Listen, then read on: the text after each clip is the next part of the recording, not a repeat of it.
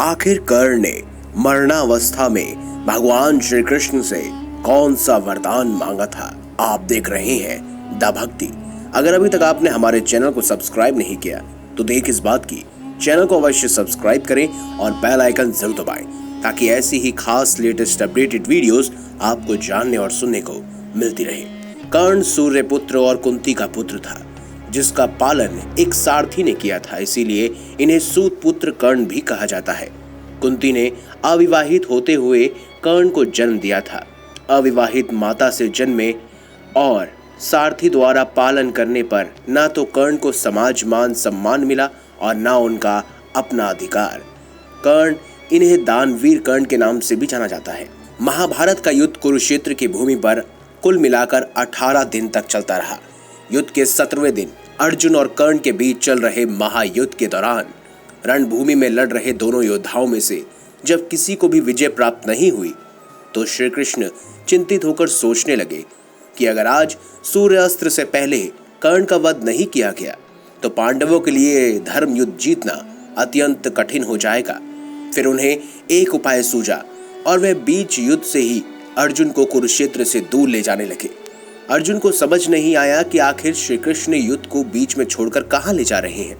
अर्जुन ने फिर श्री कृष्ण से पूछा, आखिर हम कहां जा रहे हैं? इस तरह रणभूमि को छोड़कर कायरों की तरह हम क्यों भाग रहे हैं? तब श्री कृष्ण ने अर्जुन को जवाब देते हुए कहा, कभी कभी विजय हासिल करने के लिए रणभूमि को छोड़ना पड़ता है, और जैसा कि तुम्हें ज्ञात है कि मेरा एक नाम रणछोड़ भी है। दूसरी तरफ कर्ण श्री कृष्ण और अर्जुन को दूर ले जाता हुआ देख मन ही मन सोचने लगा कि आखिर वासुदेव अर्जुन को लेकर कहां जा रहे हैं, और कर्ण भी ललकारता हुआ अपने रथ के साथ उनके पीछे पीछे चल दिया। अर्जुन ने देखा कि कर्ण उन्हें पीछे से ललकार रहा है और उन्होंने श्री कृष्ण को रथ रोकने के लिए कहा, परंतु वासुदेव मुस्कुराते रहे और आगे बढ़ते रहे। कुछ दूर चलने के पश्चात ही भगवान श्री कृष्ण ने अपना रथ रोक दिया। दोनों महारथियों के बीच फिर से युद्ध शुरू हो गया और दोनों ओरों से बाणों की वर्षा होने लगी। इसी बीच अचानक से कर्ण के रथ का एक पहिया भूमि में धंस गया, जिसे देखकर अर्जुन ने बाण चलाना रोक दिया। तब श्री कृष्ण अर्जुन से पूछते हैं, पार्थ, तुमने बाण चलाना क्यों रोक दिया? अर्जुन उत्तर देते हुए कहते हैं, कर्ण के रथ का एक पहिया भूमि में धंस गया है। तब वासुदेव कहते हैं, हे पार्थ, कर्ण अपना रथ बदल सकता है क्योंकि वह एक महारथी योद्धा है। इतने में कर्ण अर्जुन से कहते हैं कि अभी वह अपने रथ का पहिया निकालने के लिए रथ से नीचे उतर रहे हैं, उन पर बाण मत चलाना। यह देखकर श्री कृष्ण अर्जुन से कहते हैं, पार्थ, कर्ण को मारने का यही उचित समय है। अर्जुन श्री कृष्ण से बोलते हैं कि वासुदेव, निहत्थे पर बाण चलाना धर्म के विरुद्ध है, ऐसे में उन पर बाण नहीं चलाया जा सकता। श्री कृष्ण ये सुनकर अर्जुन से कहते हैं, पार्थ, किस धर्म की बात कर रहे हो?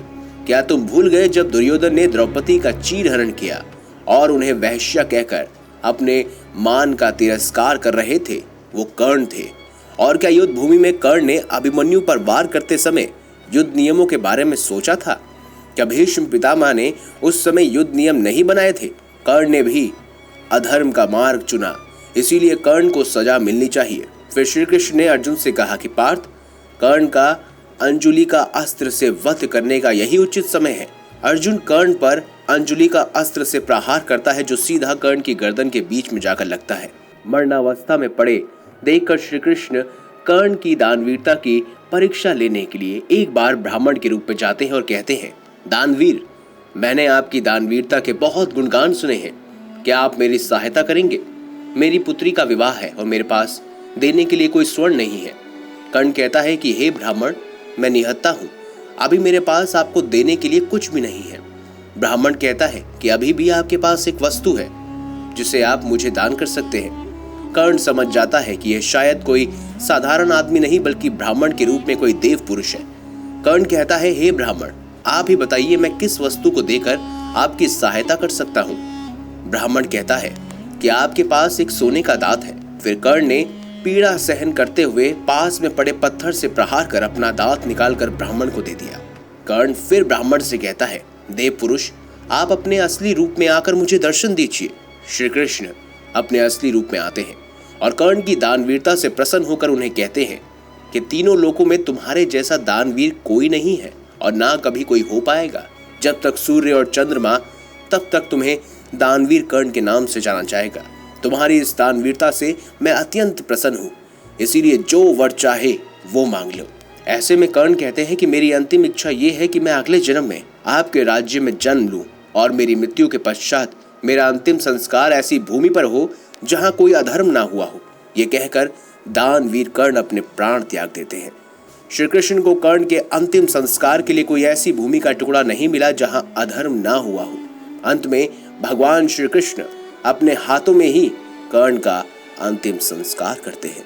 दोस्तों, अगर आपको हमारी ये खास जानकारी या वीडियो अच्छी लगी है तो इस वीडियो को लाइक करें, हमारे चैनल को सब्सक्राइब करें और ज्यादा से ज्यादा शेयर भी करें। मिलेंगे अगली बार एक नई खास वीडियो के साथ, तब तक के लिए बहुत बहुत धन्यवाद।